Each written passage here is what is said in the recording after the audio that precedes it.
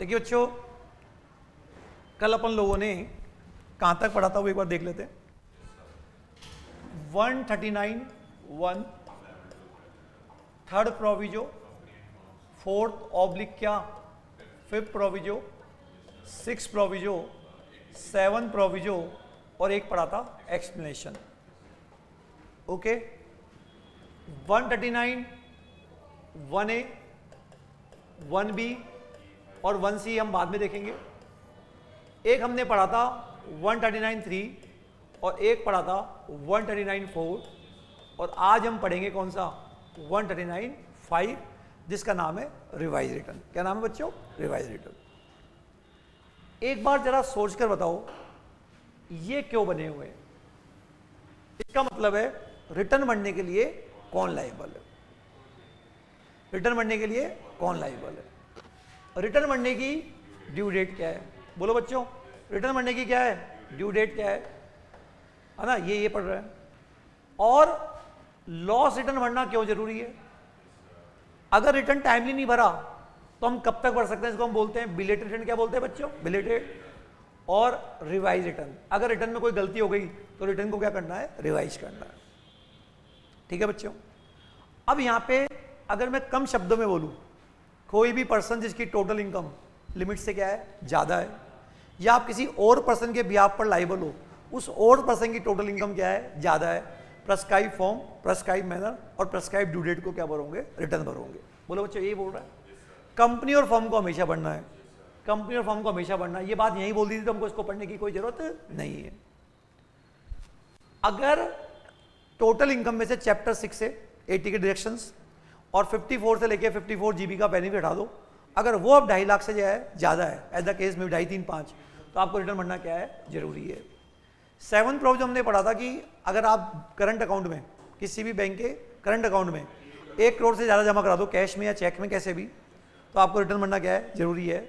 Foreign travelling पे खुद कर या किसी और पर अगर आपने 2 लाख से ज्यादा खर्चा किया तो रिटर्न भरना जरूरी है पूरे साल में।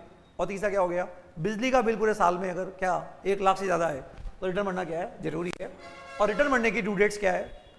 जिन लोगों को सेक्शन 92E के अंदर CA की रिपोर्ट लेनी है उनके लिए तो है 30 November of assessment year. Company के लिए हमेशा 31 अक्टूबर है। कोई भी पर्सन जिसके अकाउंट्स क्या हो रहे हैं? ऑडिट अंडर दिस एक्ट और any other law, voluntary audit नहीं, कंपल्सरी। और या एक फॉर्म जिसके अकाउंट्स क्या हो रहे हैं? ऑडिट, उसका जो भी पार्टनर है, चाहे वो वर्किंग हो या नॉन वर्किंग, इन तीनों के लिए क्या होगी? 31 अक्टूबर। अगर आप इन किसी भी सिचुएशन में नहीं आ रहे हो तो आंसर होगा 31 जुलाई। तो बच्चों, जब आप इन सिचुएशंस में आते हो तो बताओ आंसर क्या होगा? 31 जुलाई। ठीक है।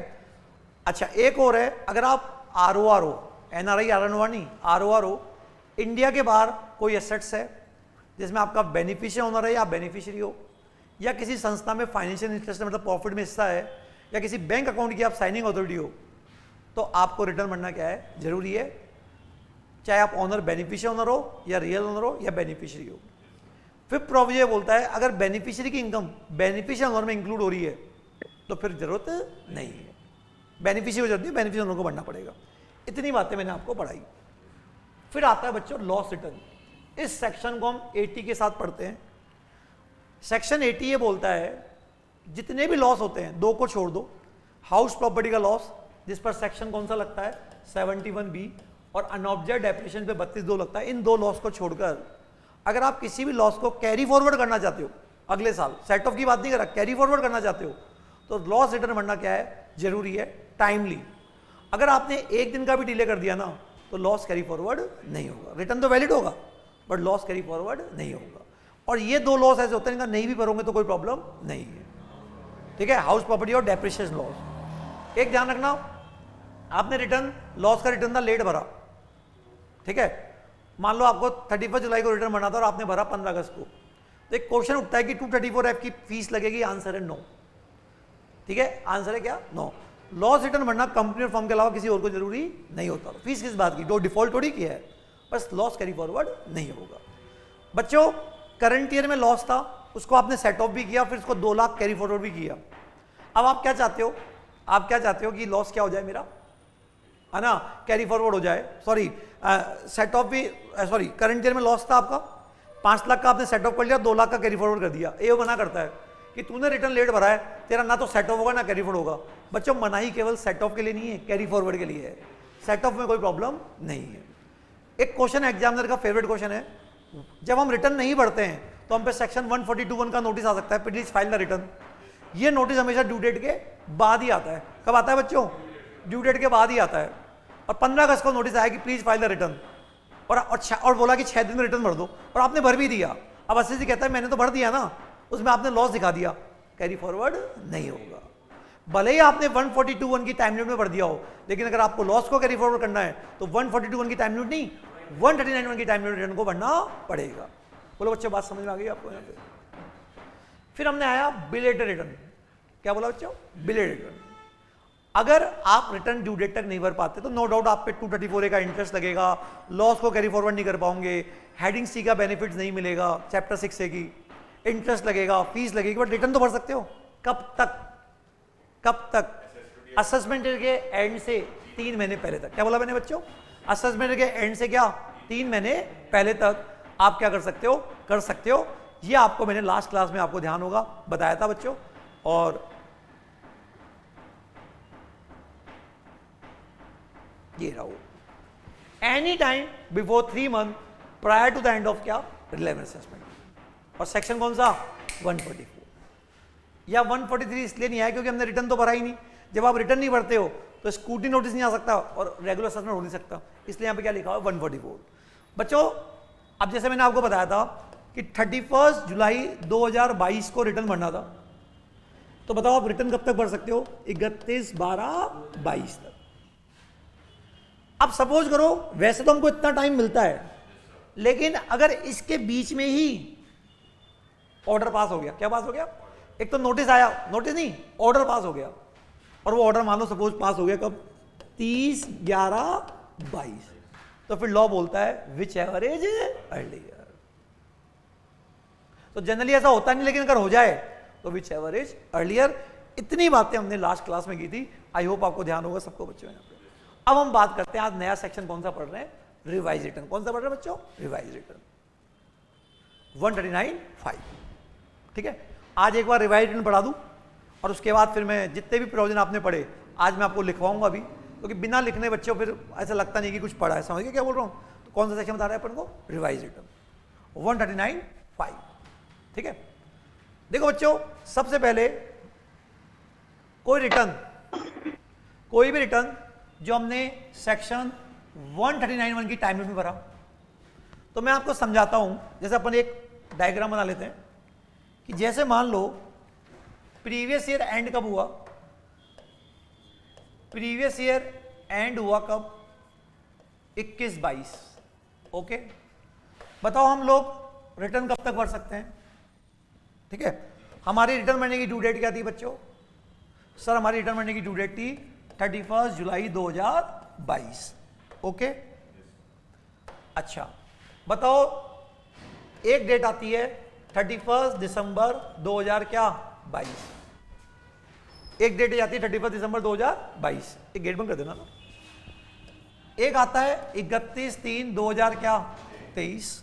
बोलो बच्चों, इसको हम बोलते हैं क्या? एंड ऑफ क्या? Assessment year. बोलो बच्चों, ये बोलते नहीं बोलते हम? एक आप पता है जब आप रिटर्न भरते हो, जैसे मान लो आपने रिटर्न नहीं भरा तो आप पे स्कूटनी नोटिस आता है। क्या आता है बच्चों? वो आता है 30 जून क्या 23 तक। बोलो 143(2) का नोटिस। बच्चों जो रिटर्न भरते हैं या तो उनको स्कूटनी नोटिस आ सकता है या क्या आती है? इंटीमेशन। बताओ इंटीमेशन कब तक आ सकती है? असेसमेंट के एंड से 9 महीने, और वो आती है 31/12 कब तक? 23 तक। 141 की इंटीमेशन आती है। और अगर आप पे स्कूटनी नोटिस आया था तो ऑर्डर भी पास होता है, और ऑर्डर पास करने की टाइम लिमिट भी क्या होती है बच्चों? 31/12 क्या 23 अंडर सेक्शन 143(3). बोलो बच्चों, ये सारी जान है आपको? तो बताओ ये मैं क्या बोल रहा हूं? Due date. क्या बोला मैंने? Due date. अब क्वेश्चन ये उठता है कि हमने रिटर्न भरा, उसमें कोई क्या हो गई मिस्टेक। जैसे मान लो हमने कोई खर्चा क्लेम करना भूल गए, कोई स्टेटमेंट लगाना भूल गए, तो हम हमारे रिटर्न को क्या कर सकते हैं? रिवाइज। कब तक? कब तक? एक समय सीमा होगी। हम पहले लेकिन रिवाइज कब हो जब आप एक बार रिटर्न भर चुके हो। तो मान लो आपने ओरिजिनल रिटर्न यहां फाइल किया था कब, 25 जून 2022 को आपने क्या फाइल किया था, ओरिजिनल रिटर्न। ठीक है, तो आप रिवाइज कब तक कर सकते हो, यहां से लेके कहां तक, यहां तक, कहां तक, वही जो बिलेटेड रिटर्न बनने की टाइम लिमिट है ना, इसके बाद आप रिवाइज नहीं कर सकते। ठीक है, तो असेसमेंट ईयर के एंड से क्या, असेसमेंट ईयर के क्या एंड से कितने महीने बोलो, 3 महीने क्या पहले। बोलो बच्चों, आ गया क्या, समझ में आ गई बात है यहाँ पे। तो आप अपने रिटर्न को क्या कर सकते हो, रिवाइज। रिवाइज तभी होगा जब आपने रिटर्न ओरिजिनली भरा था। बच्चों सपोज करो आपने ओरिजिनल रिटर्न लेट भरा, सपोज करो आपने ओरिजिनल रिटर्न लेट भरा, हो सकता नहीं हो सकता।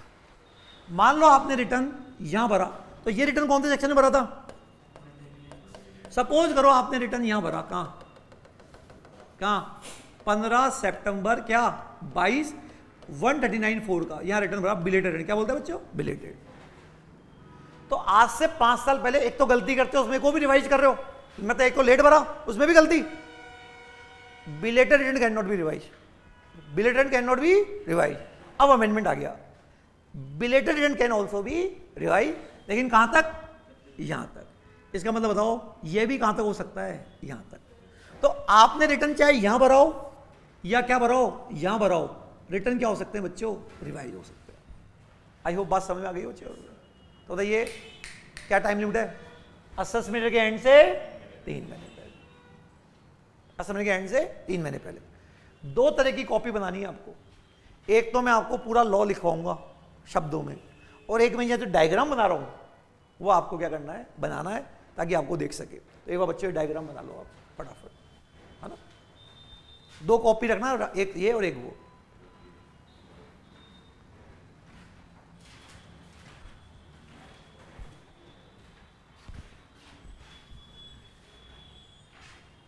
एग्जाम्पल कौन सा है, 139.4।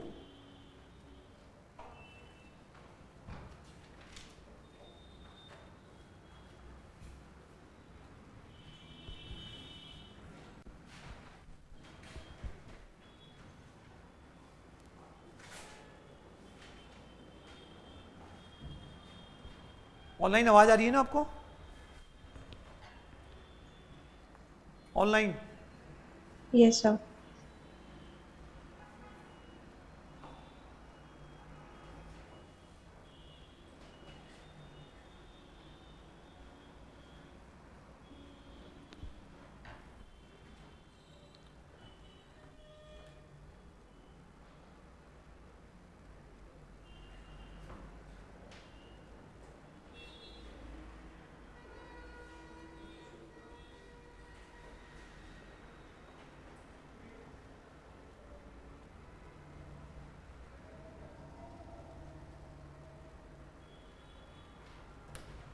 ये प्रीवियस ईयर था, ये रिटर्न भरने की ड्यू डेट थी, मैंने मान लो रिटर्न यहां तक भरा, तो बताओ मैं असेसमेंट ईयर के एंड हो गया ना, ये क्या हो गया बच्चों, असेसमेंट का क्या हो गया, एंड हो गया ना ये। इससे 3 महीने पहले मैं यहां तक ही मेरा रिटर्न क्या कर सकता हूं, रिवाइज। अगर मैंने रिटर्न लेट भरा था तो बिलेटेड रिटर्न भरता है, वो भी यहां तक क्या हो सकता है, रिवाइज।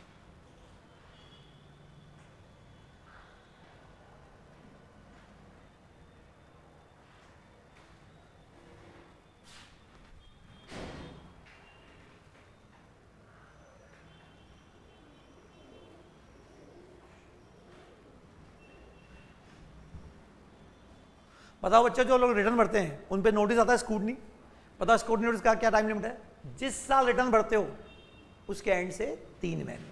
तो आपने रिटर्न भरा यहां तक, तो यहां तक आपके पास क्या आ सकता है, स्कूटनी नोटिस। बताओ, या तो हम रिटर्न भरते थे तो नोटिस आता है या इंटीमेशन आती है, जिस साल रिटर्न भरा उसके एंड से 9 महीने, और जब नोटिस आता है तो उसका ऑर्डर भी पास होता है, तो वो भी लैंग्वेज क्या है, 9 महीने। आगे बात समझ बच्चों, क्या पहला डायग्राम सबको क्लियर है?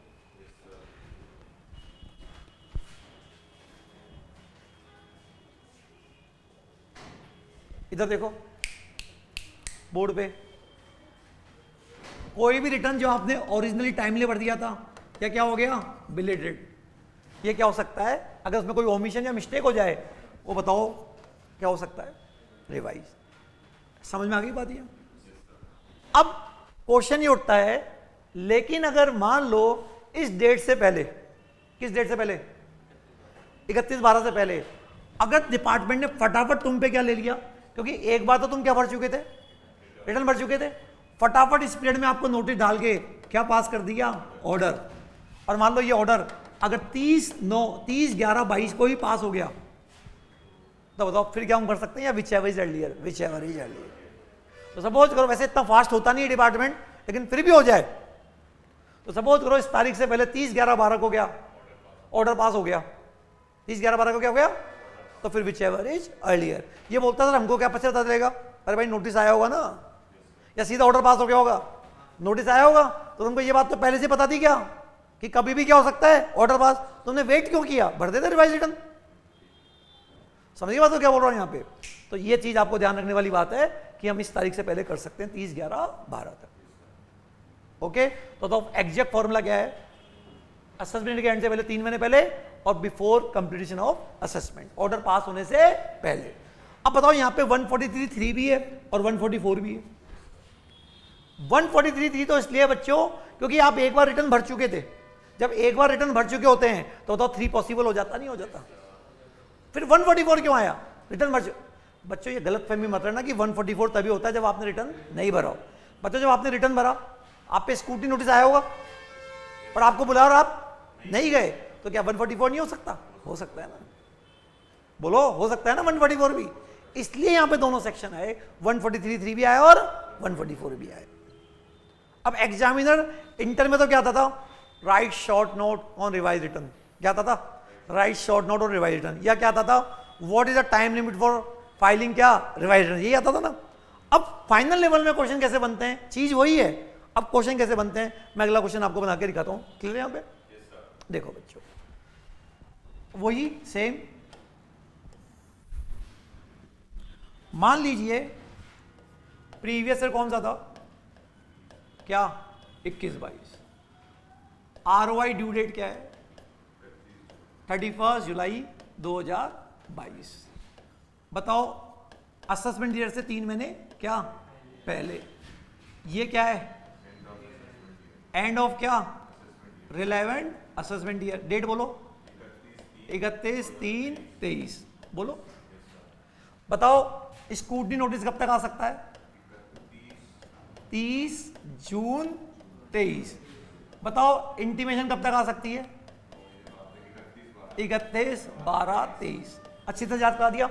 मैं पार्ट 2 की भूमिका अभी से बनाते हुए चल रहा हूं बच्चों, जब पार्ट 2 में आऊंगा तो पार्ट 3 की भूमिका बनाते हुए चलूंगा, ताकि आपको दिक्कत ही नहीं हो, आपको पार्ट 2 में सब लगेगा, सब पहले से पता है। ठीक है बच्चों, यहाँ तक की बात क्लियर है। जैसे चैप्टर बढ़ता जाएगा बहुत इंटरेस्टिंग होता जाएगा बच्चों, बहुत सारी बातें हैं, बड़ा एंजॉय करोगे, बहुत प्यारा चैप्टर है, कहने को थ्योरी है बट मजा आएगा आपको। यहाँ तक की बात सबको क्लियर है बच्चों। अच्छा अब बच्चों हमको पता है कि हम रिवाइज रिटर्न यहाँ तक बढ़ सकते हैं, बोलो बच्चों, ये हमारे लिए लक्ष्मण रेखा है, बोलो बच्चों, है ना। सपोज करो एक आदमी के पास इंटीमेशन आ गई, कब आ गई, क्योंकि एक बार तो आप रिटर्न यहां भर ही चुके हो, बोलो ओरिजिनल आरओआई फाइल्ड कब, 30 जून क्या 22। सपोज करो क्योंकि वैसे इंटीमेशन आने की लास्ट डेट ये है, बट ये किसने बोला कि लास्ट डेट को ही आएगा, पहले तो कभी भी आ सकता है, रिटर्न भरते इंटीमेशन कल ही आ सकती है, कल ही नोटिस आ सकता है, ये तो लास्ट डेट है ना बच्चों। तो मान लो सपोज करो इंटीमेशन आ गई 16 अगस्त क्या 22। मान लो आप पे स्कूटनी नोटिस भी आ गया, क्या आ गया बच्चों, या तो नोटिस आ गया या मान लो बीजे वाला नोटिस आ गया सपोज करो, और वो आ गया 15 अक्टूबर क्या 22। बोलो अब नोटिस आ चुका है, इसका मतलब खतरे की घंटी बज चुकी है, कभी भी ऑर्डर पास हो सकता है। बोलो सपोज करो ऑर्डर कब पास हुआ, 143 या 144 का, और वो पास हो गया कब 15/12/22। ऑर्डर क्या, बोलो बच्चों बात समझ में आई, पास्ट। अब ऑर्डर पास हुआ 15, 12, 22 को। एसएससी ने क्या किया, इस तारीख को, कौन सी तारीख को, 15, 11 क्या 22 को फाइल क्या रिवाइज आरओआई। बताओ ये वैलिड है इनवैलिड है? अब आप टाइम लिमिट पे जाओ। लॉ की टाइम लिमिट क्या है? असेसमेंट ईयर के पहले 3 महीने पहले। वो डेट क्या है? 31, 12, 22। और ऑर्डर पास होने से पहले। तो बताओ ऑर्डर कब पास हुआ?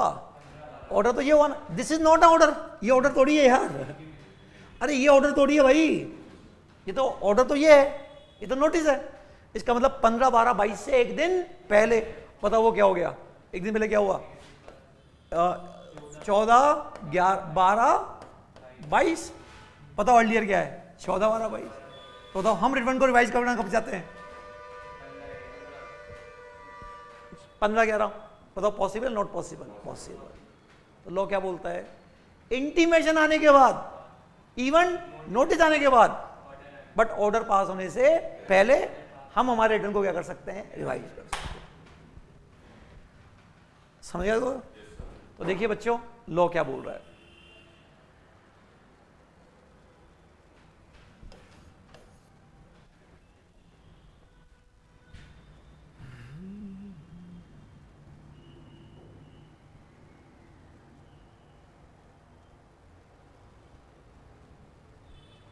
समझ गए बच्चों?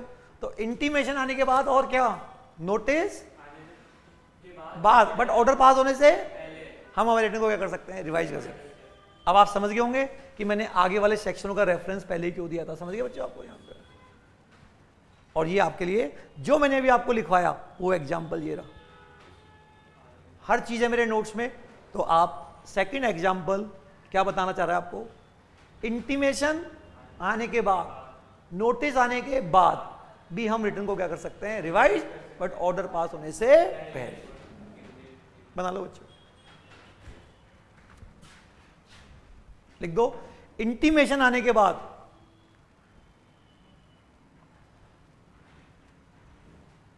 अंडर सेक्शन 143(1) एंड क्या नोटिस आने के बाद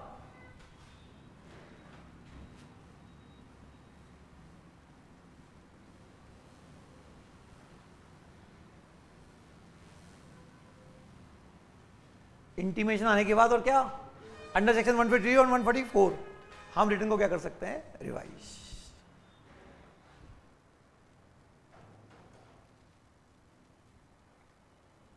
online any question? Ayush, Akshita, Vanshita, Vishakha, कोई क्वेश्चन? विशाखा कोई क्वेश्चन? ठीक है, एनी क्वेश्चन? ठीक है, चलो आगे। ये रहा बच्चों एग्जाम्पल। प्रीवियस ईयर कौन सा था?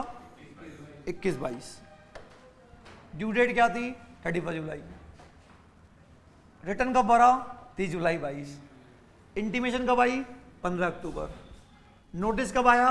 15/11। बताओ असेसमेंट का एंड क्या हुआ? 31, 12, 22, 3 महीने। और अभी ऑर्डर पास हुआ नहीं। ऑर्डर पास, बताओ हम आराम से रिटर्न को क्या कर सकते हैं? Revise, but subject to time limit. Subject to time limit. Okay बच्चों, चलूं आगे। नेक्स्ट पॉइंट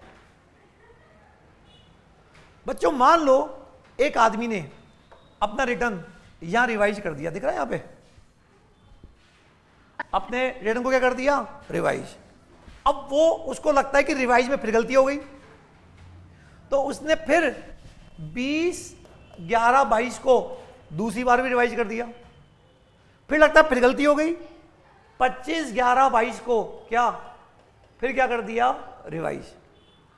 बताओ एक से ज्यादा बार रिवाइज हो सकता है क्या? आंसर है yes, but subject to Lakshman rekha. Subject to Lakshman rekha, कोई प्रॉब्लम नहीं है। तो नंबर ऑफ टाइम भी आप अपने रिटर्न को क्या कर सकते हो? Revise, but subject to time limit क्या है? असेसमेंट के एंड से 3 महीने पहले और ऑर्डर पास होने से पहले, विच एवर इज अर्ली। एक पर्सन एक से ज्यादा बार रिटर्न को क्या कर सकता है, रिवाइज। आई होप मेरी बात समझ में आ गई कुछ आप लोगों को। तो देखो ये वाला पॉइंट भी क्लियर है आपका, देखो फोर्थ वाला।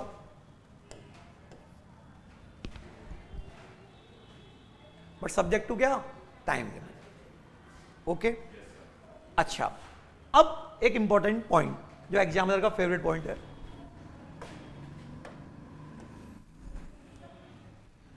बच्चों ये क्या है, प्रीवियस ईयर क्या हुआ, एंड हुआ कब, 31/3 क्या 22।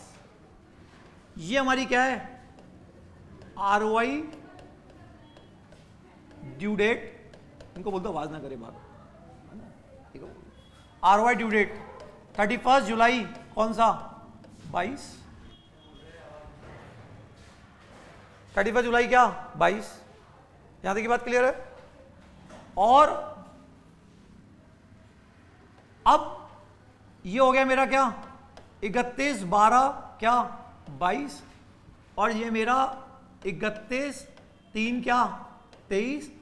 असेसमेंट ईयर का क्या एंड, बोलो बच्चों। और ये क्या हो गया, असेसमेंट ईयर से क्या पहले वाले क्या 3 मंथ, बोलो बच्चों 3 मंथ आ गए यहां पे, बोलिए, है ना। एक सेकेंड, हेलो, हाँ जी, हाँ बताइए, है ना, यहां तक की बात क्लियर है। अब बच्चों सपोज करो आपने case one loss ROI file की, आपने लॉस क्या की, ROI फाइल 15 जून क्या 22, और तुमने 4 लाख का क्या दिखाया लॉस।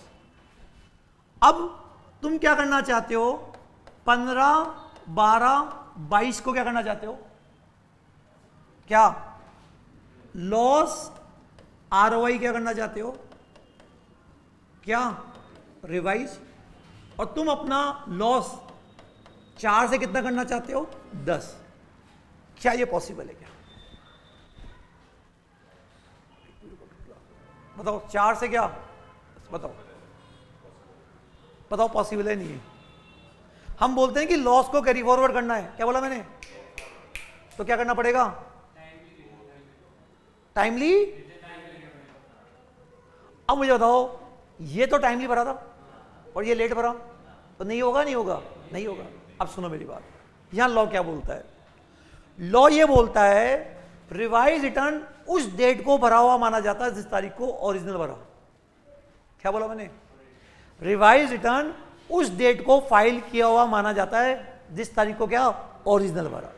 इसका मतलब बताओ ये कब फाइल किया हुआ माना जाएगा, 15, 12, 22 है ना, बताओ ये कब फाइल किया हुआ माना जाएगा, 15/6/22। इट विल एज्यूम कब, 15 जून क्या 22। बताओ लॉस क्या हो जाएगा, कैरी फॉरवर्ड। दमपुर शुगर मिल का केस है, इंपॉर्टेंट केस लो है, नाम याद करने की जरूरत नहीं है आपको, कर लो तो अच्छी बात है, बट ऐसे कोई मैंडेटरी नहीं है। बताओ revise return shall be deemed to be file on the date on which original return was filed. क्या बोला, रिवाइज रिटर्न उस डेट को भरा हुआ माना जाता है जिस डेट को आपने क्या भरा था, ओरिजिनल रिटर्न। तो बताओ ये 15, 12, 22 का रिटर्न कब भरा हुआ माना जाएगा, 15 जून को। बताओ रिटर्न क्या, लॉस क्या हो जाएगा, कैरी फॉरवर्ड हो जाएगा। हाँ बोलो बच्चे, बात समझ आ गई, बताओ बताओ क्या ये बताओ जो 6 लाख का एडिशनल लॉस था, बताओ कैरी फॉरवर्ड होगा, नहीं होगा, हो जाएगा।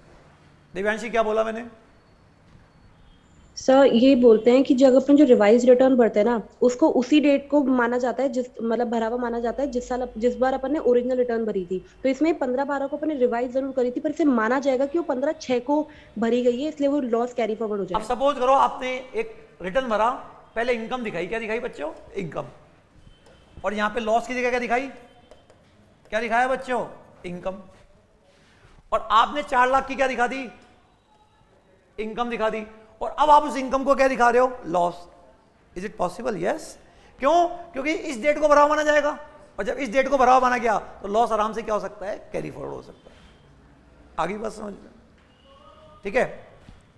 एक सेकेंड, अगला पॉइंट, अगर मैं ये बोल दूं कि तुमने आरओआई कब फाइल की, 15/9/22 को, कब फाइल की, 15/9/22 को, 4 लाख की करी, और अब तुमने 10 लाख का क्या दिखाया, लॉस दिखाया, तो मेरे दो क्वेश्चन है, क्या लॉस कैरी फॉरवर्ड हो जाएगा और क्या रिटर्न वैलिड है, क्या बताओ। सर रिटर्न तो वैलिड है, क्यों, क्योंकि बिलेट रिटर्न है, रिटर्न तो वैलिड है, और belated return can also be revise, लेकिन लॉस कैरी फॉरवर्ड नहीं होगा। क्यों, क्योंकि ये रिटर्न का भरा माना जाएगा 15/9 को। अब बताओ 15/9 को रिटर्न जो भरा जाता है लेट, तो क्या लॉस कैरी फॉरवर्ड होता है, आंसर है नो, आंसर है नो। तो रिटर्न तो वैलिड है, रिटर्न में कोई प्रॉब्लम, बट प्रॉब्लम क्या है, कैरी फॉरवर्ड नहीं होगा, कैरी फॉरवर्ड नहीं होगा। समझ गए बच्चों, ये बातें क्लियर आप लोगों को। बताओ दो बातें बताई मैंने, क्या, अगर आपने रिटर्न टाइमली भरा, वहां इनकम दिखाई, बाद में आपने रिटर्न की ड्यू डेट के बाद क्या दिखा दिया, लॉस, तो लॉस कैरी फॉरवर्ड हो जाएगा। क्यों, क्योंकि रिटर्न, रिवाइज रिटर्न उस डेट को भरा हुआ बनाता है जिन आपने क्या भरा, ओरिजिनल, नंबर 1। नंबर 2, अगर आपने रिटर्न लेट भरा और फिर बाद में उसको रिवाइज कर दिया, लॉस दिखा दिया, तो वो कैरी फॉरवर्ड नहीं होगा, क्योंकि रिवाइज रिटर्न 15/9 को भरा हुआ माना जाएगा, और इसका मतलब ओरिजिनल रिटर्न लेट भरा तो लॉस कैरी फॉरवर्ड नहीं होगा। ठीक है बच्चों, तो कई लोग क्या करते हैं, जब रिटर्न भरने की ड्यू डेट आती है और लगता है कि रिटर्न नहीं भर पा रहे, लॉस कैलकुलेट नहीं कर पा रहे, एक बार करो रिटर्न तो भर दो, रिटर्न तो भर दो। क्यों, अगर आपने मान लो रिटर्न नहीं भर पा रहे और आपने 2 अगस्त को रिटर्न भरा, कौन सा, ओरिजिनल, फिर आपने 15 अगस्त को रिवाइज किया, तो लॉस कैरी फॉरवर्ड, समझदारी क्या है, भर दो ना, एक बार तो भर दो, फिर देख लेंगे। मेलाफाइड इंटेंशन नहीं होना चाहिए, बस अलग हो भाई नहीं कर पा रहे थे हम। बात समझ आ गया आपको, यहाँ पे क्या बोलूँ। तो बच्चों आप आराम से मेरे पॉइंट्स को देखिए, क्या बोल रहा हूँ मैंने। देखो ये एग्जाम्पल जो आपके स्क्रीन पर है, तो आप परवार, आप चिंता ना करें कि सब लिखा हुआ है यहाँ पे, ठीक है बच्चों।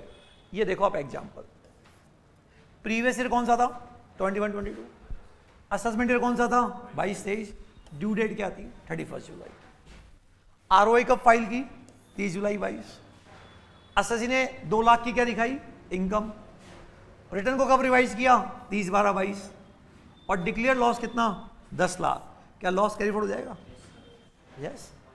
As per Dampur sugar mills revise return submitted the original return file from the date when the original return was file. बताओ रिवाइज रिटर्न किस डेट को भरा हुआ माना जाएगा, इसको ओरिजिनल भरा, बताओ, so loss can be carry forward. समझ गए बच्चों क्या बोल रहा हूं। अगला एग्जाम्पल, एग्जाम्पल 4-14, असेसमेंट ईयर कौन सा था, 2022, ड्यू डेट क्या थी, 31 जुलाई, बताओ आरओआई फाइल कब की, 11/11/21, लेट या टाइमली, लेट, और 2 लाख का लॉस, ये कैरी फॉरवर्ड नहीं होगा। फिर आपने 30/1/22, 30/1 क्या 22 को क्या किया, 7 लाख का लॉस दिखाया, कितने का लॉस दिखाया, 7 लाख, ठीक है। इसको थोड़ा सा डेट को अपन चेंज कर दे, 30/11/21 कर दे, कितना कर दे, 30/11/21, आपने कितने का लॉस दिखाया, 7 लाख का। बताओ आरओआई का फाइल हुई थी ओरिजिनली 11/11 को, रिटर्न तो क्या है, वैलिड है, बट ये किस डेट को भरा हुआ माना जाएगा, 11/11/21 को, और जो लॉस 11/11/21 को भरा गया वो कैरी फॉरवर्ड नहीं हो सकता। बोलो समझ गया, आगे दोनों बात, तो ये दोनों बातें जो मैंने आपको बताई, क्या दोनों एग्जाम्पल आपको मिल गए यहाँ पे, बोलिए। अच्छा अब नेक्स्ट बताओ, हमने जो रिटर्न भरा, अब हम अपने रिटर्न को रिवाइज करना चाहते हैं, तो क्या हम फोन करके बोलेंगे, चिट्ठी लिख देंगे कि वो रिटर्न था उसको ऐसे से देख लेना, या वापस नए सिरे से भरा जाएगा, नहीं। बताओ रिवाइज रिटर्न जो होगा ना, वो प्रॉपर फॉर्म में होगा, वही फॉर्म होगा जो आपने क्या भरा था, ओरिजिनल, क्योंकि वो तो हट जाएगा, उसकी जगह नया आएगा। तो ऐसे मत करना कि करेक्शन ये देख लेना, वापस नए सिरे से क्या भरा जाएगा, रिवाइज रिटर्न भरा जाएगा। आगे बात समझ बच्चों, ये पढ़ना, देवांशी ये केस लो पढ़ना, Revised return substitutes to the original return and it's deemed to be filed from the date when the original return was filed. Dhampur Sugar Mills Limited. समझ गए? बताओ रिवाइज रिटर्न किस डेट को बराबर माना जाता है? ओरिजिनल। क्या बोलो, सारी बातें समझ में आ गई बच्चों यहाँ पे? अच्छा, ये भी हो गया, ये भी हो गया। अच्छा, अब एक चीज बताओ, एक तरफ तो हम क्या बोलते हैं कि केवल वही रिटर्न रिवाइज हो सकते हैं, कौन से? जो 139(1) में भरे गए, या कौन से सेक्शन में? 139(4). बोलो, आपने क्या बोला? अगर लॉ की लैंग्वेज पढ़ोगे तो लॉ की लैंग्वेज में क्या लिखा हुआ था? वही रिटर्न रिवाइज हो सकते हैं जो कहां भरे गए थे? 1 में और 4 में। अब मुझे बताओ बच्चों, एक आदमी ने 139(3) में, ठीक है, 25 जून 2022 को 6 लाख का क्या दिखाया? क्या दिखाया? लॉस। और अब वो क्या करना चाहता है? 28/11/22 को 15 लाख का लॉस दिखाना चाहता है, और रिटर्न को क्या करना चाहता है? रिवाइज। बोलो, तो आपने यहां 6 लाख का लॉस दिखाया, और अब आप 28/11/22 को कितने का लॉस दिखाना चाहते हो? 15। अब क्वेश्चन उठता है, रिवाइज कर सकते हो क्या? तो एओ ने बोला as per section 139(5) any return which has filed under section 139(1) this is original, या 139(4) that can only be revise, that can be only revise, but loss return which is filed under section कौन सा? 139(3) can not be revise because it's reference not come under section 139(5). बताओ ये सही है गलत है? बताओ, आप लैंग्वेज देखो ना 139(5) की, केवल वही रिटर्न रिवाइज हो सकते हैं जो 1 या 4 में भरे। लॉस रिटर्न कौन से सेक्शन भरा जाता है? तो इसको कैसे कर सकते हो? बोलो ना, बात सही है गलत है? तो बच्चों उस केस में जब आप पीछे आएंगे तो बच्चों आपको एक लाइन, मैंने जब लॉस रिटर्न पढ़ाया था तो एक लाइन मैंने आपको छुड़वाई थी, अगर आपको याद हो। और वो लाइन क्या थी? देखो बच्चों, वो लाइन ये थी, all the provision this act shall apply as if return file under section कौन सा? 139। इस एक्ट के सारे प्रोविजन ऐसे अप्लाई होंगे जैसे कि आपने क्या? 139 में भरा। इसका मतलब 139(3) में भरा हुआ रिटर्न 139(1) में ही भरा हुआ माना जाता है, और वो भी क्या हो सकता है बच्चों? रिवाइज हो सकता है। क्या बोला अच्छा मैंने? 139 क्या 3 में भरा हुआ रिटर्न क्या 1 में भरा हुआ माना जाता है, इसलिए वो भी क्या हो सकता है बच्चों? रिवाइज हो सकता है। बात समझ आ गई बच्चों यहाँ पे क्या बोल रहा हूँ? तो खैर एनीवे, यहाँ तक की बात सबको क्लियर है क्या? अब देखो बच्चों, तो मेरे कौन कौन से सेक्शन कंप्लीट हो गए। अब आप एक एक लैंग्वेज देख लो। इन सेक्शनों में लॉस है, अगर आप इसको क्या करना चाहते हो? कैरी फॉरवर्ड, तो आपको रिटर्न टाइमली भरना पड़ेगा, और इस सेक्शन में भरा गया रिटर्न 1 में भरा हुआ माना जाएगा। 2 लॉस पे प्रोविजन अप्लाई नहीं होता, ठीक है। ये 2 लॉस तो ऐसे रिटर्न नहीं भी भरोगे तो भी क्या हो जाएंगे? Carry forward. 142(1) की टाइम लिमिट में आपने लॉस रिटर्न भर दिया तो भी कैरी फॉरवर्ड नहीं होगा, क्योंकि 142(1) का नोटिस 139(1) की टाइम लिमिट के बाद आता है। बोलो बच्चों, बात समझ में आ गई आपको यहाँ पे? बताओ, हर साल रिटर्न टाइमली भरना जरूरी है, पहले साल जब लॉस होता है फर्स्ट ईयर में। सेट ऑफ में प्रॉब्लम है, कैरी फॉरवर्ड में प्रॉब्लम है, कैरी फॉरवर्ड में प्रॉब्लम है। अब बच्चों सपोज कीजिए एक आदमी, आज 31 जुलाई हो गई, आज क्या हो गई? 31 जुलाई, और ऐसी अनहोनी हो गई कि वो रिटर्न ही नहीं भर पाया। फॉर एग्जाम्पल, मान लो कोई अटैक हो गया, कंप्यूटर ठप, पूरा जयपुर में कंप्यूटर ठप हो गए, साइबर अटैक हो गया। अब बताओ कैसे करोगे? क्या सिचुएशन कंट्रोल में थी या बियॉन्ड द कंट्रोल थी? बियॉन्ड। लेकिन लॉस तो क्या बोलता है? नहीं कर पाओगे, और सरकार ने ड्यू डेट भी नहीं बढ़ाई। मतलब, या मान लो कोई आदमी कोमा में चले गया, सपोज करो, और उसने प्रूफ भी कर दिया कि मैं कोमा में गया और आज आया, तो बताइए उसका तो बेचारे का क्या हो गया? अब लॉस कैरी फॉरवर्ड नहीं होगा। मान लो 500 करोड़ का लॉस था और अगले साल 500 करोड़ की इनकम हो गई, तो बेचारा 500 करोड़ की इनकम में अगले साल टैक्स गलत हो गया ना उसके साथ। तो थोड़ा तो रहम होना चाहिए, नहीं होना चाहिए, या नहीं होना चाहिए? तो जब आप income tax authority and there powers पढ़ेंगे, क्या बोले मैंने? तो जब मैं आपको सेक्शन 119 पढ़ाऊंगा तो वहां पे जब टाइम लिमिट के कारण कोई बेनिफिट नहीं मिलता, क्या बोला मैंने? टाइम लिमिट के कारण कोई बेनिफिट, तो ये अथॉरिटी है CIT, chief commissioner of income tax. Chief commissioner of income tax और इनकम टैक्स डिपार्टमेंट की सबसे हायर अथॉरिटी कौन होती है? Central board of direct tax. अगर मैटर 10 लाख तक का है, कितने का बच्चों? 10 लाख, तो आप इसके पास चले जाओ, अगर इतना है तो इसके पास चले जाओ, और इतना है तो इनके पास चले जाओ। ये टाइम लिमिट के बाद भी आपको क्या दे सकते हैं, माफ़ी। लेकिन ऐसे मिल जाएगी, अब माफ़ी मिलेगी तभी माफ़ी। और ये माफ़ी कब देते हैं, जब सिचुएशन बियॉन्ड द कंट्रोल थी। ऐसा नहीं कि घूमने चले गया था नेपाल, ऐसा नहीं, वो आपके कंट्रोल में थी। समझ गए, सिचुएशन बियॉन्ड द कंट्रोल। समझ गए बच्चों, ये चीज आप रिफंड के केस में भी पढ़ोगे। कहाँ पढ़ोगे बच्चों, रिफंड।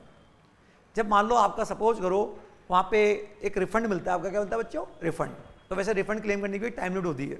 और सपोज करो कोई आदमी रिफंड क्लेम उस टाइम लिमिट में नहीं कर पाया, उस बेचारे का पैसा सरकार के पास पड़ा हुआ है, तो यार केवल टाइम के चक्कर में उस बेचारे को क्यों हार्डशिप पहुंचा रहे हो आप। तो ऐसा सर्कुलर आता है, लेकिन कब तक, इसकी भी एक समय सीमा होगी नहीं होगी, 6 साल। कब तक बच्चों, 6 साल। जैसे आप पे एक्शन होता है, एक्शन पे रिएक्शन होता है डिपार्टमेंट का, तो रिएक्शन की भी एक समय सीमा होती है ना।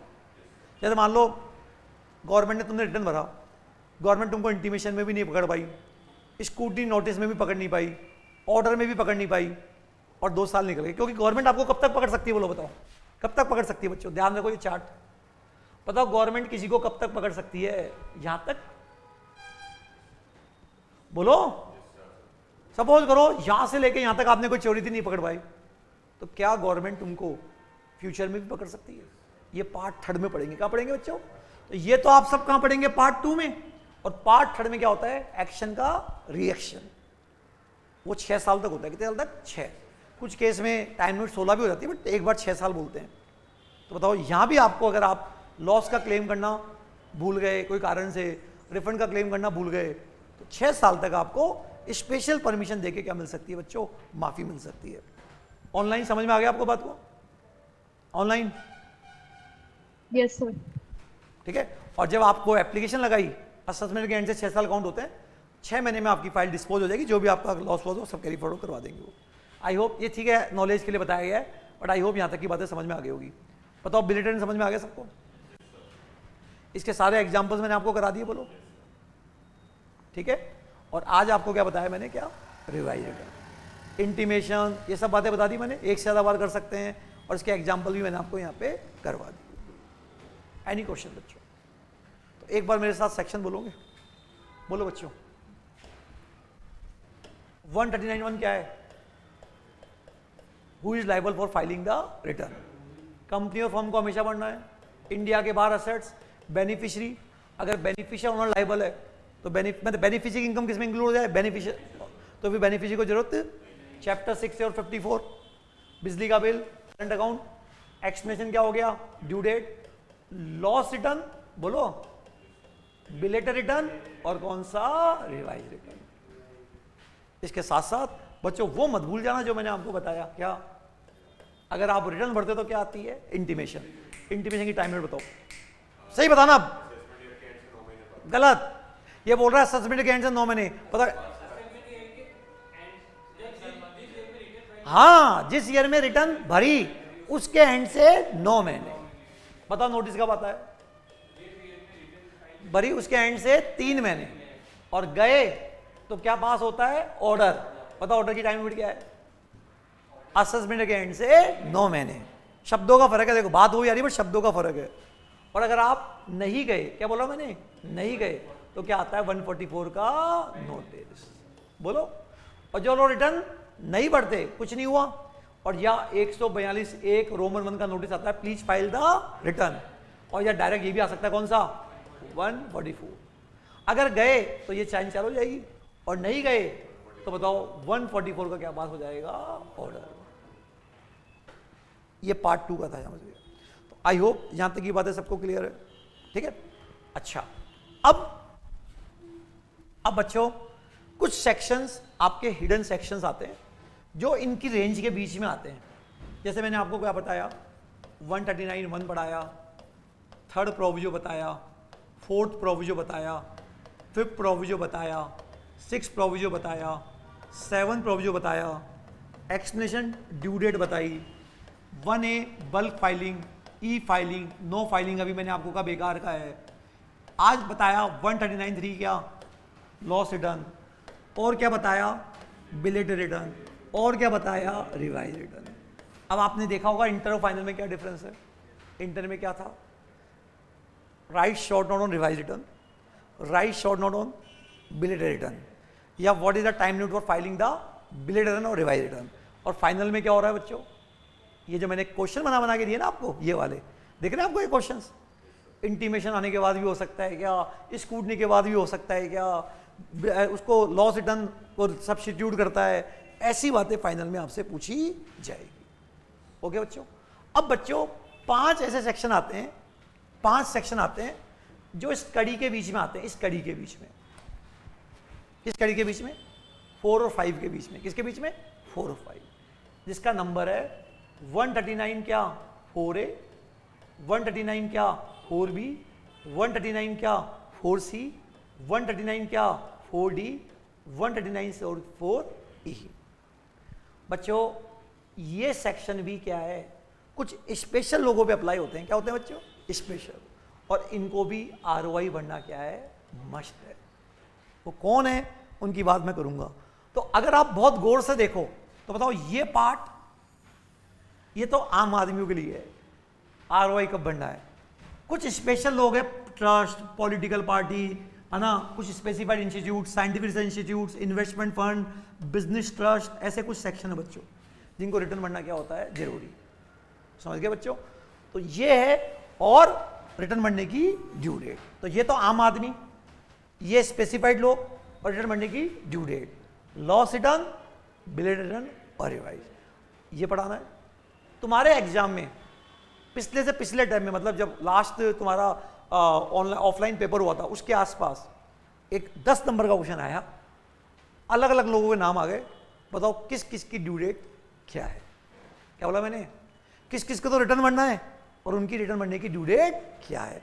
10 मार्क्स का क्वेश्चन है, और मेरे जो नोट्स है, मैंने आपको बोला ना, सीए के तो सारे क्वेश्चन करेंगे, भले आप सीएमए के बच्चे हो, बट आपको सीए के सारे क्वेश्चन कराएंगे, एक एक क्वेश्चन कराए जाएंगे, ठीक है। और दूसरी चीज, आपके जो सीएमए के क्वेश्चंस है वो मैंने मेरे नोट्स के अंदर जो भी आए पिछले 5-7 सालों में, वो मैंने यहाँ पीछे दे दिए, ये रहे पूरे नोट्स में, देख रहे हैं आपको ये पेपर, ये पूरा दे दिया आपको। दिसंबर 19 में क्या आया, ये पूरा पेपर आपको मैंने पीछे लगा के दे दिया यहाँ पे, समझ गए बात कोई। तो वो तो यहीं आ जाएगा, और मैं अलग से आपको एक क्वेश्चन बैंक दूंगा जिसके अंदर दुनिया भर के क्या है, सीए के सारे क्वेश्चन अपन क्या करेंगे, डिस्कस करेंगे। फिर आपको महसूस होगा कि यार सीए में तो बहुत आसान है, इसमें तो इतना पूछता ही नहीं है। मैंने कहा ना, कभी तो ऐसे पूछेगा जैसे बच्चों वाली चीजें, और कभी ऐसे पूछेगा पता नहीं क्या चाहता है। क्लियर तो पूछ, चाहता क्या है।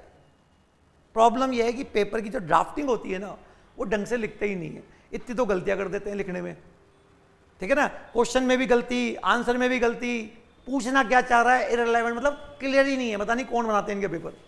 और सीए का देखो आप, हर चीज तरीके से आती है वहां पे, लगेगा कि हाँ यार बहुत अच्छी चीज पूछ रहा है ये। लेकिन अब तुम्हारा मॉड्यूल सही कर दिया इन लोगों ने, अब मुझे लग रहा है अब सीए वाले पेपर आएंगे तुम्हारे, ये मैं श्योर हूं, आप लिख के ले लेना। तो जो बच्चे अभी तक सोचते थे ना क्या कि सीए में इतना पढ़ना था तो सीए कर लेते, अब पता चलेगा जब पेपर आएंगे ना, क्योंकि तुम्हारा मॉड्यूल जो डिजाइन हो रहे हैं ना इंटर और फाइनल के, वो वैसे ही हो रहे हैं क्योंकि जैसे सीए के होते हैं, क्योंकि हम सीए के बच्चों को भी पढ़ाते हैं, तो मुझे तो दिख रहा है ना क्या डिफरेंस हो गया। अब तुम्हारा प्रॉपर मॉड्यूल हो चुका है यहाँ पे, अब देखना तुम्हारा नया मॉड्यूल कैसे आता है, देखना। समझ गए बच्चे क्या बोल रहे हैं यहाँ पे। तो खैर एनीवे, ये सारे क्वेश्चन अपन डिस्कस करेंगे। अब मैं आपको एक बार जितना भी पढ़ा, आप कॉपी लाएं क्या, एक फ्रेश कॉपी होनी चाहिए, ताकि आपको अपन क्या लिखवाएंगे, प्रोविजन लिखवा देंगे। एक कॉपी ले आओ बच्चों, ठीक है। उसमें केवल प्रोविजन ही प्रोविजन होंगे, क्लियर है बच्चों, प्रोविजन। सबसे पहले लिखो सेक्शन कौन सा, 139(1).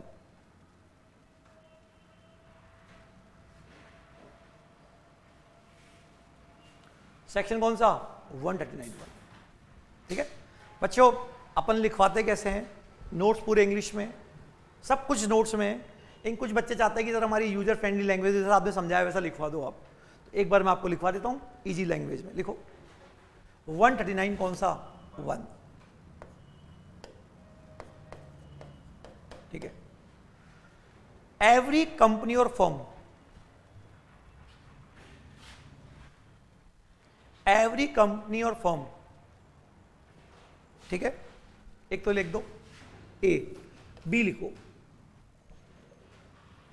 Any other person, any other person other than company or firm, other than company or firm, तो एवरी कंपनी और फॉर्म, दूसरा क्या लिखाया, any other person, any person other person other than company और फॉर्म, कॉमा, अगर उनकी total income, अगर उनकी टोटल इनकम टैक्सेबल लिमिट से ज्यादा है, टोटल इनकम टैक्सेबल लिमिट से ज्यादा है, या कोई पर्सन अदर पर्सन के बिहाफ पर, कोई पर्सन अदर पर्सन के बिहाफ पर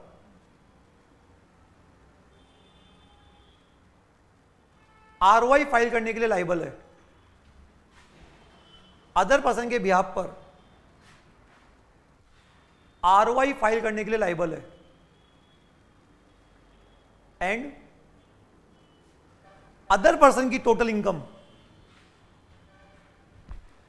अदर पर्सन की टोटल इनकम टैक्सेबल लिमिट से ज्यादा है, हेलो, हाँ जी, 5 दिन की रहेगी, मैं भी क्लास में हूं अपना, देखो अभी मैं अभी करता हूं call back.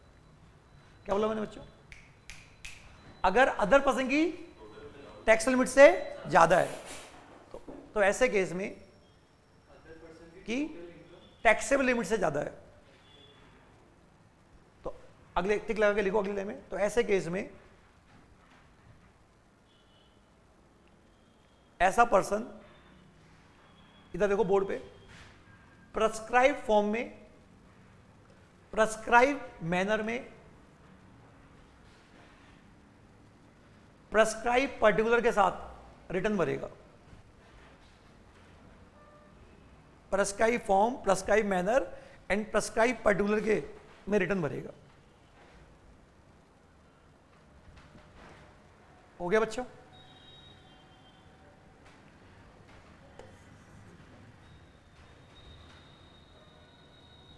Prescribe form, prescribe manner, prescribe form, prescribe manner और प्रेस्क्राइब पर्टिकुलर के साथ रिटर्न भरेगा in prescribe due date, in prescribe due date.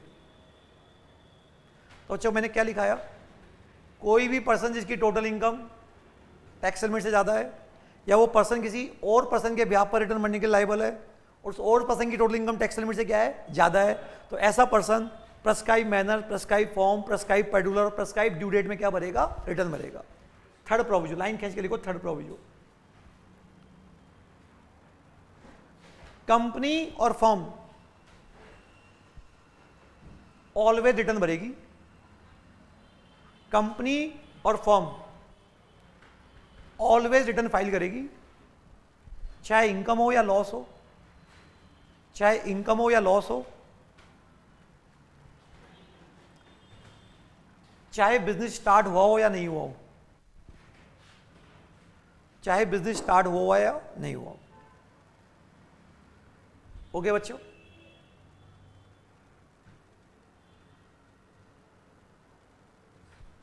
Third proviso complete हो गया, ठीक है।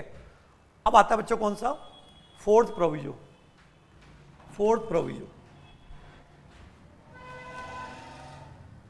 एक बार देखिए बनाए, एवरी रेजिडेंट अदर देन कौन, RNOR, इसका मतलब ROR जो ऊपर वाले सेक्शन के हिसाब से रिटर्न भरने के लिए लायबल नहीं है, और who at any time hold क्या, बेनिफिशियल ओनर और या रियल ओनर एनी एसेट्स और या फाइनेंशियल इंटरेस्ट, कहां पे, या किसी बैंक अकाउंट की क्या है, और या वो क्या है, बेनिफिशियरी है, तो बताओ वो रिटर्न क्या भरेगा, भरेगा ड्यू डेट से पहले। समझ गए, तो लिखो every resident other than RNOR, every resident bracket लिखो रेड पेन से, अदर देन RNOR,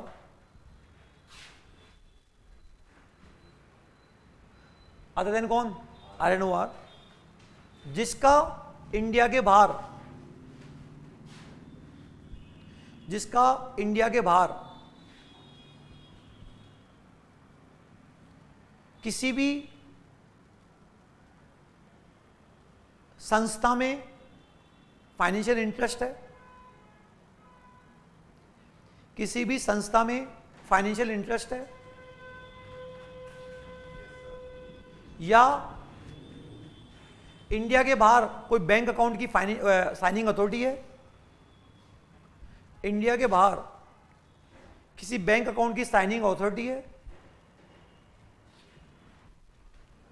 इंडिया के बाहर किसी बैंक अकाउंट की क्या साइनिंग अथॉरिटी है, या इंडिया के बाहर अगर कोई एसेट लोकेटेड है, इंडिया के बाहर अगर कोई एसेट लोकेटेड है एंड वो उसका बेनिफिशियल ओनर है या रियल ओनर है, बेनिफिशियल ओनर है या रियल ओनर है, बेनिफिशियल ओनर है या रियल ओनर है, या वो बेनिफिशियरी है, तो रियल ओनर हो, बेनिफिशियल ओनर हो या बेनिफिशियरी है, ठीक है। तो ऐसे पर्सन को रिटर्न भरना कंपलसरी है, ऐसे पर्सन को क्या रिटर्न भरना क्या है, कंपलसरी है। बोलो बच्चों, prescribe form and manner, prescribe form and manner. पता ड्यू डेट क्या होगी, इसकी कोई ऑडिट थोड़ी हो रही है, अगर ऑडिट होती है तो रिटर्न मरीज है ना, 31 जुलाई। ड्यू डेट क्या होगी बच्चों, 31 जुलाई, ठीक है। यहाँ तक ड्यू डेट क्या होगी, 31 जुलाई। एनी क्वेश्चन बच्चों, ठीक है। Fifth proviso,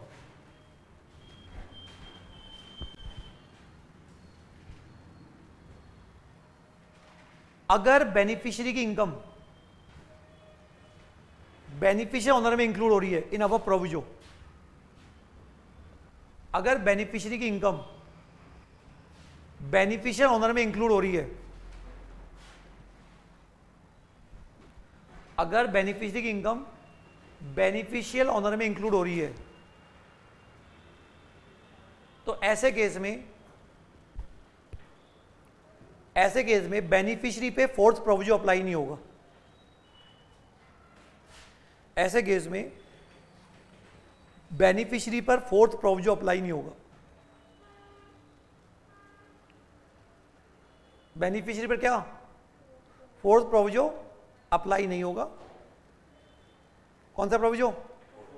means beneficiary is not liable to file the return, means beneficiary is not liable to file the return. Beneficiary return भरने के लिए लायबल नहीं है।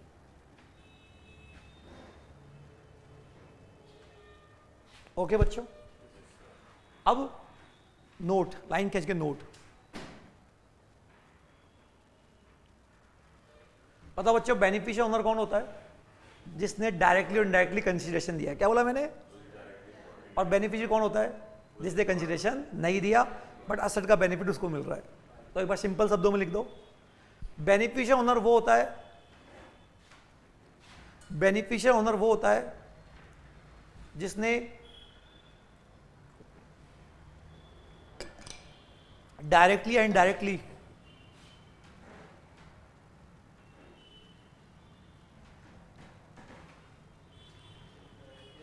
खुद ने या उसके ब्याह पर किसी और ने कंसीडरेशन पे किया है।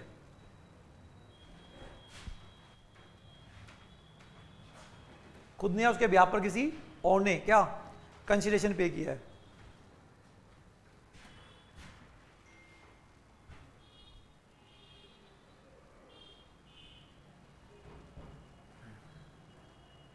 ठीक है। बेनिफिशियरी वो होता है, नहीं, बेनिफिशियरी वो होता है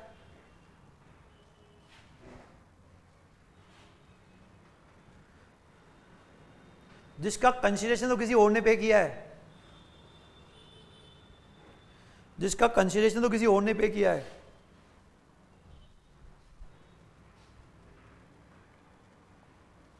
जिसका कंसीडरेशन तो किसी, बट बेनिफिट उसको खुद को मिल रहा है, बेनिफिट उसको खुद को मिल रहा है। पे तो हस्बैंड ने किया है बट बेनिफिट किसको मिल रहा है? वाइफ को। तो वाइफ क्या कहलाएगी? बेनिफिशियरी। लेकिन अगर वाइफ की इनकम हस्बैंड में क्लब होगी तो फिर वाइफ को रिटर्न भरने की कोई जरूरत नहीं है। बोलो बच्चों, बात समझ में आ गई बच्चों? और इनके मैंने आपको एग्जाम्पल कराई दिए थे, ठीक है बच्चों। उसके बाद 6 प्रोविजो, 6 प्रोविजो। अच्छा, एक 6 प्रोविजो, ये क्या कह रहा है? कोई भी पर्सन कंपनी और फर्म को छोड़कर, कोई भी पर्सन कंपनी और फर्म को छोड़कर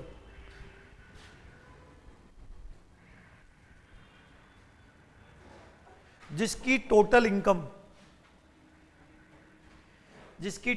में से चैप्टर 6 से, यहां से लेके यहां तक लिख लो, चैप्टर 6 से या लिख लो पूरे सेक्शन, या 54 से 54 जीबी, या 54 से 54 क्या जीबी का बेनिफिट देने से पहले, चैप्टर 6 से या 54 से क्या 54 क्या जीबी का बेनिफिट देने से पहले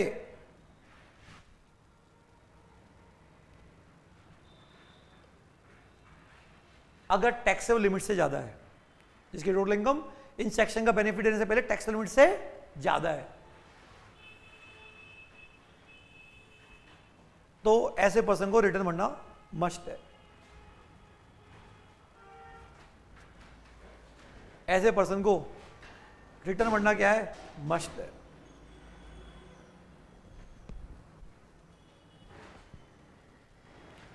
ठीक है। 7 प्रोविजो,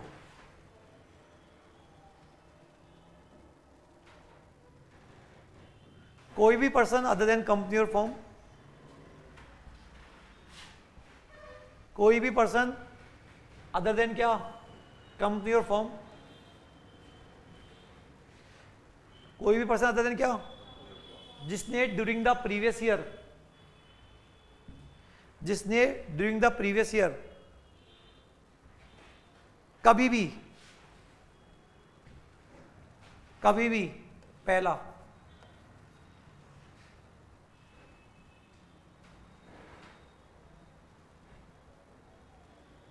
बैंकिंग कंपनी या कोऑपरेटिव बैंक के द्वारा, बैंकिंग कंपनी या कोऑपरेटिव बैंक के द्वारा मेंटेन, बैंकिंग कंपनी या कोऑपरेटिव बैंक के द्वारा क्या मेंटेन एक या एक से ज्यादा करंट अकाउंट में, एक या एक से ज्यादा करंट अकाउंट में, एक या एक से ज्यादा क्या करंट अकाउंट में, ब्रैकेट में same bank, of same bank, of same bank, of क्या सेम बैंक। सर एक बार रिपीट करना। कोई भी क्या पर्सन अदर देन कंपनी और फर्म जिसने ड्यूरिंग द प्रीवियस ईयर कभी भी बैंकिंग कंपनी या कोऑपरेटिव बैंक के द्वारा मेंटेन एक या एक से ज्यादा करंट अकाउंट में, बैंकिंग या कोऑपरेटिव बैंक के द्वारा मेंटेन एक या एक से ज्यादा क्या करंट अकाउंट में, ब्रैकेट में क्या लिखेंगे ऑफ सेम बैंक ब्रैकेट बंद, में 1 करोड़ से ज्यादा की डिपॉजिट कराई है, 1 करोड़ से ज्यादा की डिपॉजिट कराई है। रेड पेन से लिखो वेदर इन कैश और वेदर इन कैश और चेक, वेदर इन कैश और चेक। बोलो बच्चों, बात समझ में आ गई है?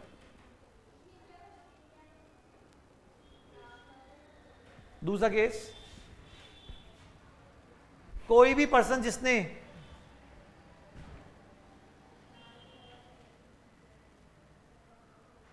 पूरे प्रीवियस ईयर में खुद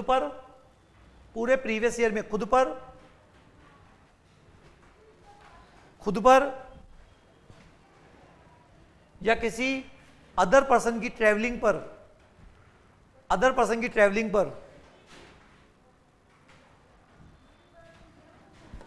2 लाख, अदर पर्सन की फॉरेन ट्रैवलिंग पर अदर पर्सन की फॉरेन ट्रैवलिंग पर 2 लाख से ज्यादा एक्सपेंडिचर इंकर्ड किया है, 2 लाख से ज्यादा का एक्सपेंडिचर इंकर्ड किया है,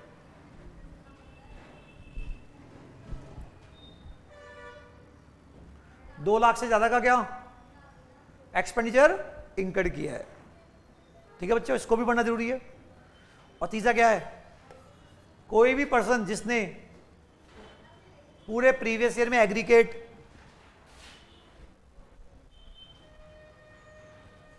कोई भी पर्सन जिसने पूरे प्रीवियस ईयर में एग्रीगेट 1 लाख से ज्यादा का बिजली का बिल पे किया है, 1 लाख से ज्यादा का बिजली का बिल पे किया है, पर जो किसी में भी एग्जैक्ट नहीं है, ज्यादा है, एक्सीडिंग वर्ड यूज किया है, समझ गए?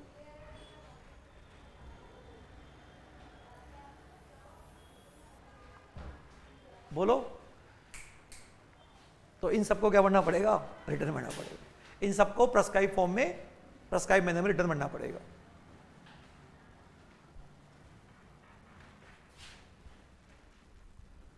बच्चों लेकिन पढ़ना किससे, इंग्लिश के नोट से ही पढ़ना।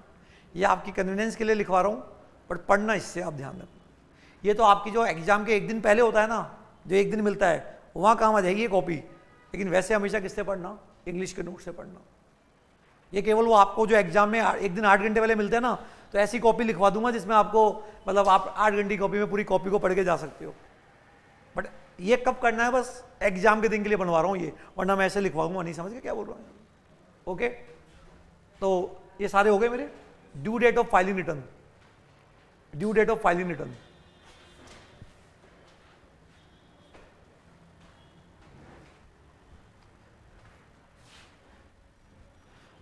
अपन एक काम करेंगे, लास्ट के 10 मिनट में आपको लिखवा दूंगा डेली, है ना। जिसको लिखना है, क्योंकि पढ़ा तो मैंने दिया ही, जिसको लिखना है वो लिख लेगा, जिसको नहीं लिखना वो अपनी क्लास छोड़ के डायरेक्ट भी कर सकता है, जिसको जैसा कन्वीनियंस हो। समझ गए बच्चों क्या बोल रहे हैं यहाँ पे? तो क्या बताया मैंने, ड्यू डेट ऑफ फाइलिंग क्या, रिटर्न। लिखो, ये तो बना लो बच्चों एज इट इज, है ना।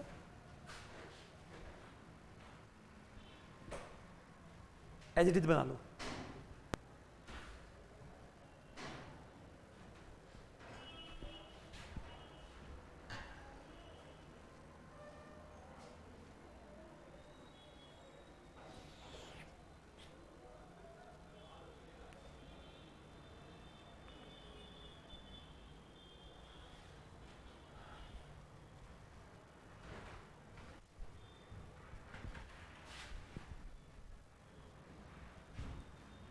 यहाँ पे वर्किंग पार्टनर आएगा, एनी पार्टनर।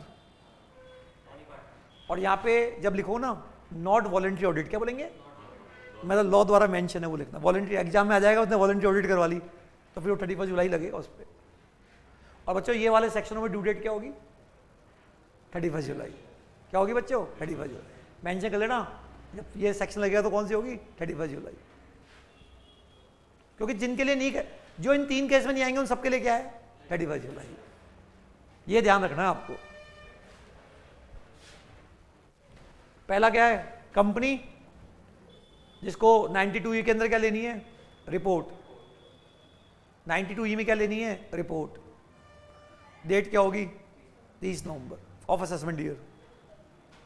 एक शानदार क्वेश्चन कराऊंगा मैं आपको, कल देखना, एक शानदार क्वेश्चन कराऊंगा कैसे एग्जाम में सीए के अंदर आया क्वेश्चन, पता भी नहीं चलेगा कि क्या पूछना चाह रहा था। बहुत अच्छा क्वेश्चन है, इतना बड़ा तो क्वेश्चन आया और पूरा इसी के ऊपर आया, समझ गए। 30 नवंबर ऑफ क्या, assessment year.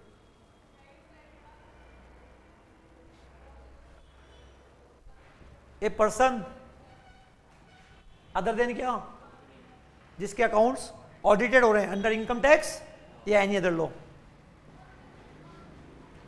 Under income tax या एनी अदर लॉ। क्या लिखेंगे रेड पेन से, नॉट वॉलंटरी।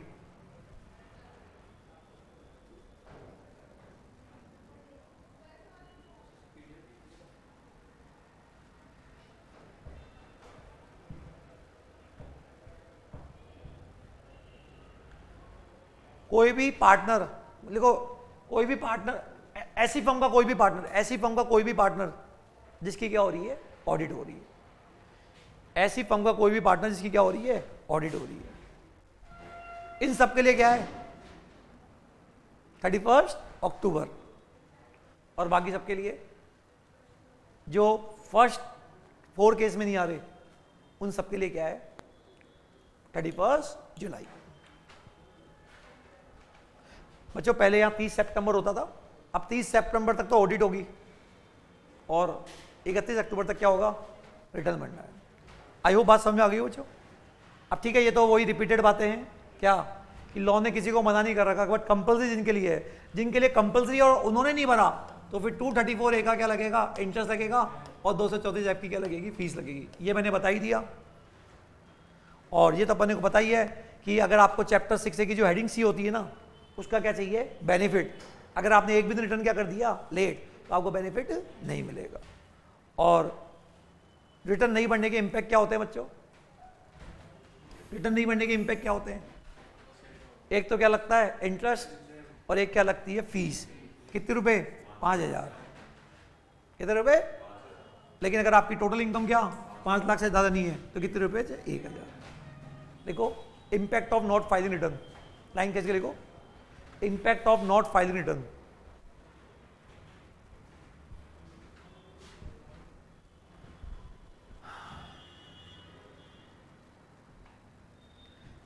देखो पहला ए, पहला इंटरेस्ट लेवी अंडर सेक्शन 234 ए, क्या लिखा बच्चों, इंटरेस्ट लेवी अंडर सेक्शन कौन सा, फॉर लेट फाइलिंग रिटर्न, है ना। अभी रुक जाओ, इसको रुक जाना। दूसरा loss can not be carry forward, interest levy, interest लगेगा। दूसरा क्या है, loss can not be carry forward, ठीक है बच्चों। तीसरा बेनिफिट ऑफ चैप्टर 6, वो क्या लिखो, benefit of heading C, benefit of heading C of chapter 6 से, बेनिफिट ऑफ क्या, हेडिंग सी ऑफ क्या, चैप्टर 6 से, दैट इज 80 IA से लेके क्या 80 RRB नॉट अवेलेबल। ये भी नुकसान होता है बच्चों, ये भी क्या होता है, ये भी क्या होता है आपको नुकसान। एक मैं जब आपको TDS चैप्टर पढ़ाऊंगा ना, कौन सा TDS, तो वह 194N पढ़ाऊंगा। अगर आप रिटर्न टाइमली नहीं भरते ना, तो जैसे आप बैंक से विड्रॉल करते हैं ना, कैश विड्रॉल, तो वैसे तो 1 करोड़ के ऊपर क्या होता है, लेकिन अगर आपने रिटर्न टाइमली नहीं भरा तो 20 लाख के ऊपर ही TDS कट जाता है। ध्यान रखना, वो नुकसान हो रहा है आपको। समझ लो तो क्या बोल रहा हूँ यहाँ पे। और लिखो levy of fees under section 234 F, levy of fees under section कौन सा 234 F।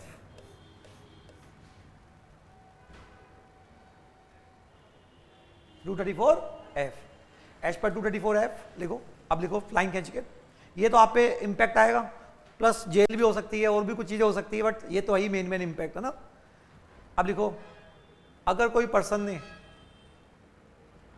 रिटर्न ड्यू डेट के बाद अगर कोई पर्सन, ऐसे लिखो, अगर कोई पर्सन जो लॉ के हिसाब से रिटर्न भरने के लिए लायबल था, कोई पर्सन जो लॉ के हिसाब से रिटर्न भरने के लिए लायबल था,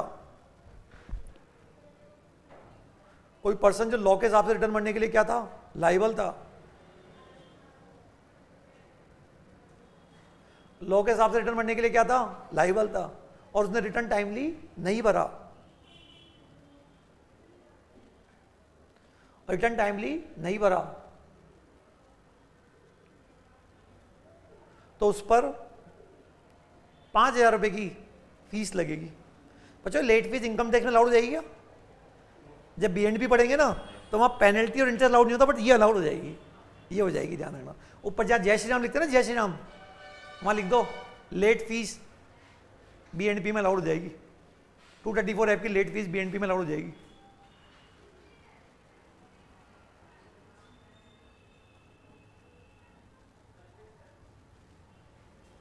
ठीक है। हाउएवर अगर पर्सन की टोटल इनकम 5 लाख से ज्यादा नहीं है, हाउएवर पर्सन की टोटल इनकम 5 लाख से ज्यादा नहीं है।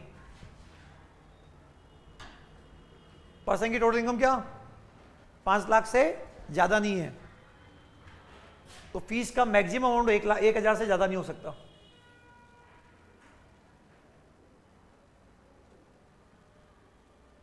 फीस का अमाउंट मैक्सिमम कितना 1,000 से ज्यादा नहीं हो सकता।